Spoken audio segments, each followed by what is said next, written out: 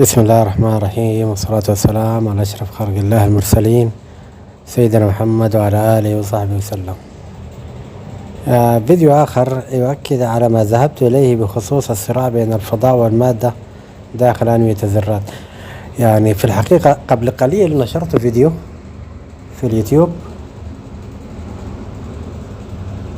الذي يتحدث عن مجرة 1277، اكتشاف حديث آخر يدلل على أن المادة المظلمة ما هي إلا مادة عادية باريونية، لكن الفضاء أثر عليها. هذا الفيديو الذي نشرته قبل دقائق يعني عن الصراع أو عن التفاعل بين الفضاء والمادة، أن نسميه الصراع بين الفضاء ثنائي الابعاد غير متناظر والمادة، وهأثر هذا الصراع في المجرة. والآن يعني سبحان الله وجدت هذا الفيديو الذي يتحدث عن هذا الصراع داخل انوية ذرات العناصر، وتناول أمر قد تناولته مرارا وتكرارا في السلاسل، خصوصا الملاك يقبع في التفاصيل ما يسمى بالماجيك نمبرز. وهو في هذا الفيديو تناول توزيع الشحنة في البروتون وتوزيع الشحنة في النواة. هذا التوزيع غير متناسق، يعني ليس مثل ما نعرفه أو ما قاله ذكره أو دلل عليه النموذج المعياري أن توزيع الشحنة هي توزيع متساو حول البروتون. في هذا الفيديو ذكر أنه غير متساو حول البروتون وغير متساو حول الذرة. وهذا ذكرت هذا الأمر، أنا ذكرت أن السبب في أنه الحصول الماجيك نمبرز أو الأرقام السحرية لأنوية الذرة هي شبيه تماما بالأرقام أو امتلاء المدارات في الذرة. يعني ما يحصل داخل النواة هو شبيه تماما بما يحصل في الذرة. نحن نعلم أن توزيع المدارات ليست دائرية حول الذرة، وإنما هنالك مدار اس الدائري، وهناك مدار باي الذي يكون في شكل اسطوانة، ومدار دي الذي يكون في شكل يعني خطوط متقاطعة يعني مائلة، وباي في شكل اسطوانات متعامدة. يعني هذه التشكيلات الغريبة التي تحصل في المدارات التي تمتلئ بالأرقام القياسية أو الأرقام تسمى بأرقام السحرية أو النصف امتلاء. يعني كما نعرف أن مدار اس يشيل إلكترونين، مدار بي يشيل 6 إلكترونات، مدار دي يشيل 14 إلكترون. في مدار دي أول ما يكتمل 14 إلكترون، الإلكترون الأخير طوالي يذهب إلى مدار آخر مثل، وبالتالي تأتينا أشكال جميلة مثل الأشكال التي نراها في العناصر الانتقالية. هذه التشكيلة الغريبة جدا ناتجة من نوع من الصراع بين الفضاء ثنائي الابعاد غير المتناظر والمادة. يعني ما الذي يجعل المدار دي الذي يمكن أن يأخذ أكثر من 14 إلكترون، ما الذي يجعله يكتفي ب 14 إلكترون ويذهب إلى المدار الآخر مباشرة؟ هذا نوع من الصراع بين الفضاء ثنائي الابعاد والمادة. هذا الصراع ذكرته في فيديوهات السابقة، خصوصا الشيطان يقبع في التفاصيل والملاك يقبع في التفاصيل، وأيضا التسلسل التاريخي، وأيضا تجدونه في النسبية العامة والنسبية العامة وعلم الكونيات الجزء الأول والثاني. النواة أيضا ينطبق على نفس الأمر. توزيع البروتونات والنيوكلونات ليست دائرية، وهذا واضح بشيء بسيط وسهل جدا. في الثقب الأسود نجد أن الفضاء ثنائي الابعاد غير متناظر يحارب كروية الثقب الأسود. يعني الفضاء ثنائي الابعاد يحاول أن يجعل الثقب الأسود غير كروي تماما، وذلك عن طريق زيادة الإسبن أو اللفة المغزى لهذا الثقب الأسود، بالتالي يجعل السنجولاريتي أو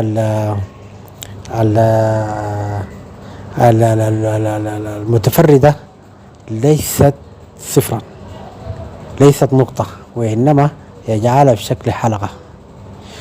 لماذا الفضاء ثنائي الابعاد يحارب هذا التماثل الغريب؟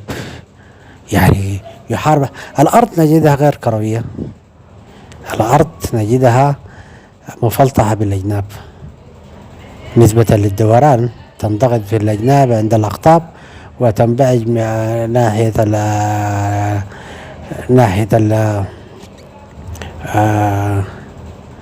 خط الاستواء نسبة للدوران. لماذا يفعل ذلك؟ لماذا هذا الفضاء يفعل ذلك؟ لأنه الكروية عندما تكون الكرة متماثلة فإن جاذبية هذه الكرة تكون قمة تأثيرها في نقطة معينة هي مركز الكرة، وبالتالي بحركة السبين يجعل هذا التأثير العنيف في مركز الكرة يكون تأثيرا في مساحة أكبر. أجرب هذا الأمر في الثقب الأسود، ولدي فيديوهات عن لماذا أن الثقب الأسود لديه سبين عالي وما علاقة السبين بجاذبية الثقب الأسود وبالصراع بين الفضاء ثنائي الابعاد غير المتناظر وكتلة الثقب الأسود. أيضا هنا في ذرات العناصر ينطبق هذا الأمر تماما، في انوية العناصر ينطبق هذا الأمر تماما. تشكيل البروتون والنيوترون في الفضاء لا يكون دائريا تماما، بما فيه طبعا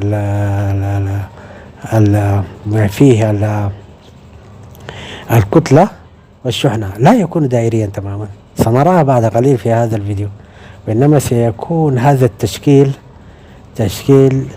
بحيث أن هنالك نوع من الفراغات. هذا الفراغات يفعله الفضاء ثنائي الابعاد غير المتناظر بحيث أن يجعل كثافة الكتلة غير على وحدة الحجوم غير كبيرة. ولدي ثابت توصلت إليه أو نسبة هي قريبة من نسبة شوارشايلد، بحيث أنه M على R، نسبة شوارشايلد قال M على R يساوي 2 جي على 6 تربيع، والتي تعطينا 10/26. ما توصلت إليه أنا أن M على R، M الكتلة على R نسبة القطر، يكون 10/27. هذه أقصى درجة يمكن الوصول إليها 10/27. وبالتالي نجد أن نسبتي أنا أكبر من نسبة شوارشايلد بقليل، أظن ب4 أضعاف، وهذا تجده في كتابي الحلقة 48. كتابي الحلقة 48. عموما تعالوا نشاهد الفيديو ونرى هذا التشكيل الغريب الذي يكون في النواة وفي البروتون وتوزيع الشحنة في النواة البروتون، ويمكن تعميم هذا الأمر في توزيع الكتلة في النيوكلون وفي النواة. يعني الشحنة الكتلة لا تتوزع في البروتون، وإنما في النيوكلون يكون هذا التوزيع هو توزيع الشحنة في الكتلة في النيوكلون الذي يحتوي على البروتون ونيوترون، وأيضا توزيع الشحنة في الذرة أو في النواة، أقصد في النواة بحيث يجب أن يكون هناك فراغات. هذه الفراغات من أجل زيادة حجم النواة، من أجل تغير هذه النسبة بين الكتلة والحجم أو الكثافة الكتلية، نجعل هذه النسبة تخف قليلا، وهذا طبعا آلية من آليات الفضاء ثنائي الابعاد الدفاع النفسي. طيب تعالوا نشوف الفيديو.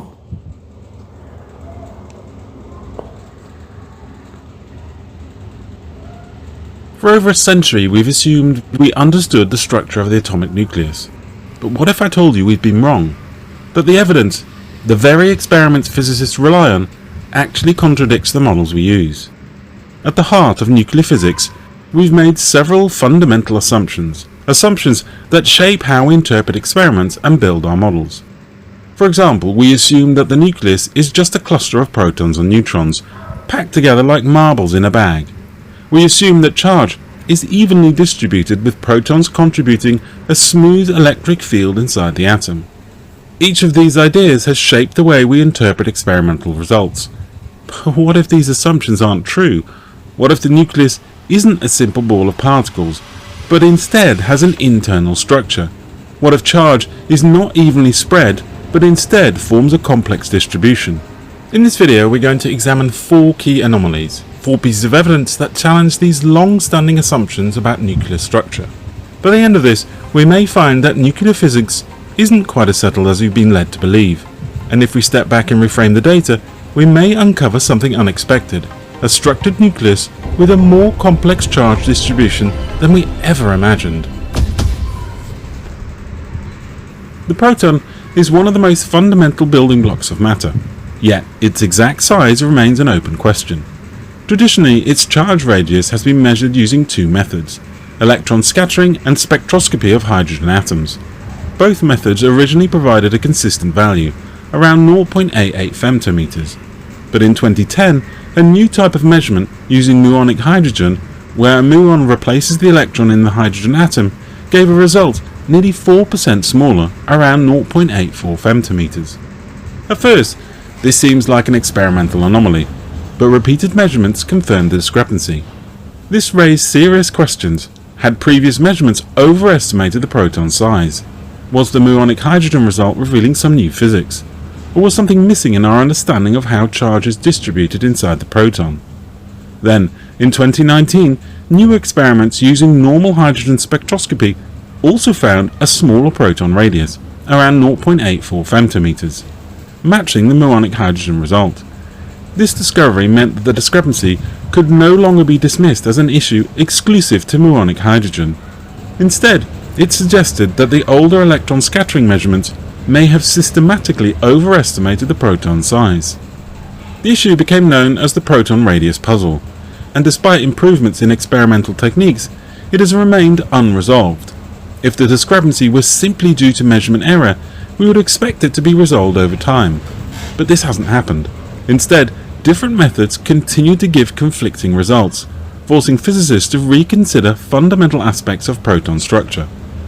One possibility is that the proton's charge distribution is not uniform.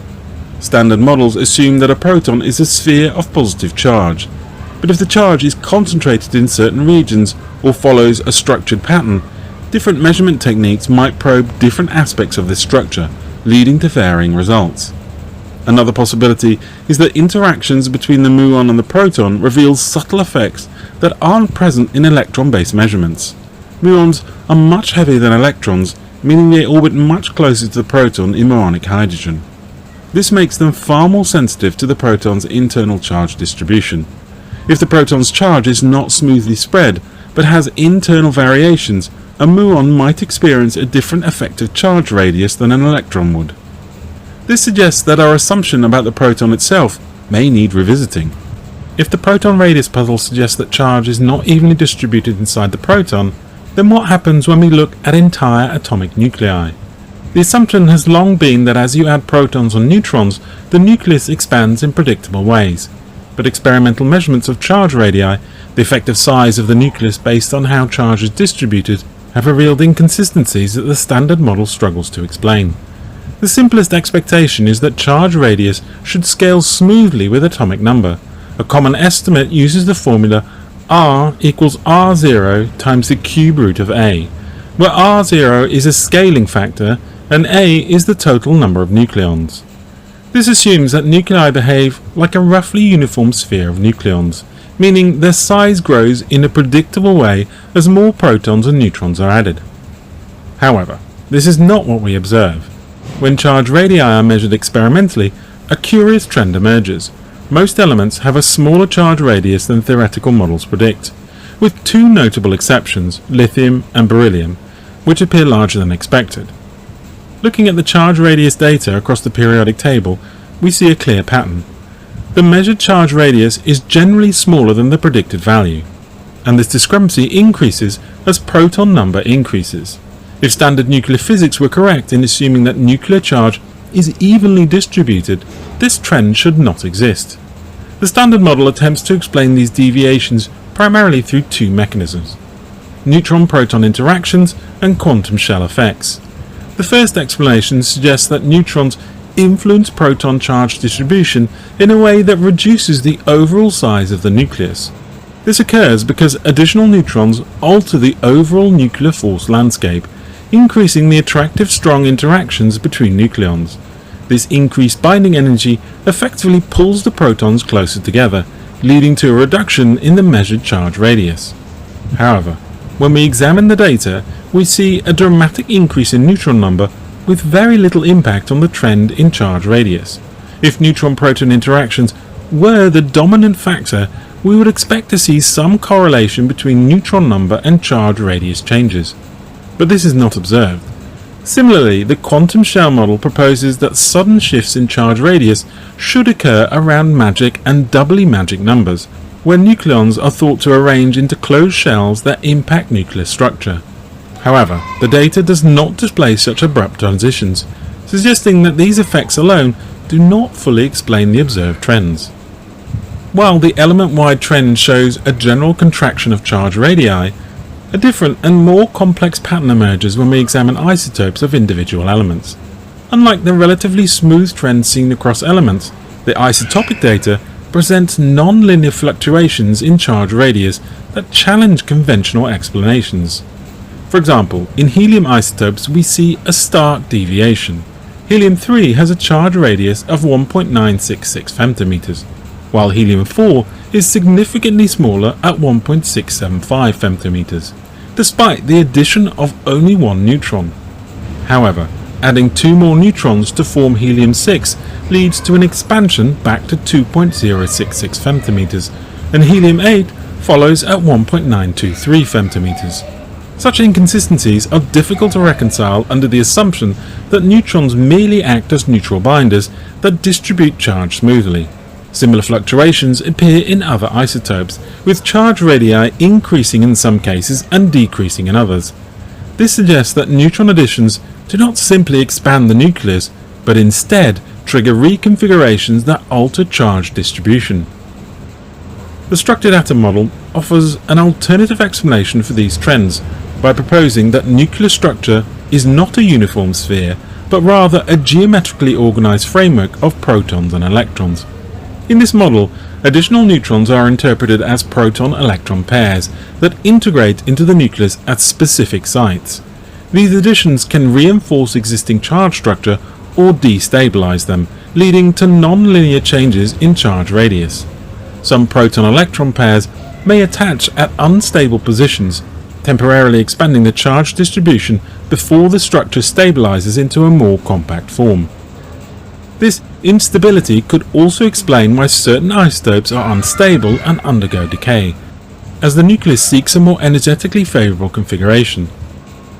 Electron scattering experiments assume a uniform positive nucleus, but SAM suggests that charge is distributed in localized variations, leading to misleading interpretations of nuclear compactness.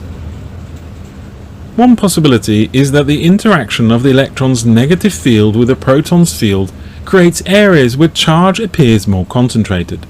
This effect could lead to the deflections that suggest a smaller charge radius than actually exists. Rather than the nucleus being physically smaller, the measurement process itself could be amplifying specific regions of charge density, leading to an overestimation of nuclear compactness.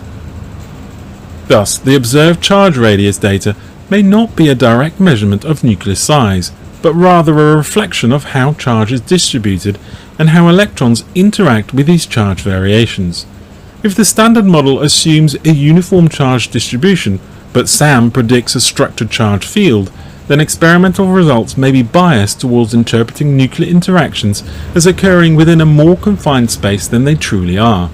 This perspective suggests a need to rethink how we interpret charge radius data and consider that the trends observed may be revealing something more fundamental about the nature of the nuclear charge distribution. If nuclear structure plays a dominant role in charge radius measurements, then electron scattering experiments are not simply measuring nuclear size, but rather how charge is arranged inside the nucleus. This suggests that standard models may be systematically misinterpreting charge radius data that charge deviations are driven by nuclear structure rather than just neutron count, and that SAM provides a more natural explanation for charge radius trends than conventional nuclear physics. Ultimately, what we call the charge radius is not a fixed physical boundary, but rather an artifact of how charge is structured within the nucleus. So far, we've seen three major anomalies. Each of these points towards the same conclusion. Nuclear charge is not a simple sum of protons, but something more structured and complex. But there's one more experimental result that might hold the key. Not in particle interactions, but in the structure of the nucleus itself. If charge distribution is not uniform, then nucleus shape should also reveal clues about an underlying structural pattern. Recent studies of doubly magic nuclei suggest just that, providing further evidence that nucleons do not arrange themselves randomly, but instead follow an inherent geometric order. In nuclear physics, the concept of magic numbers refers to specific numbers of protons and neutrons that result in highly stable nuclei.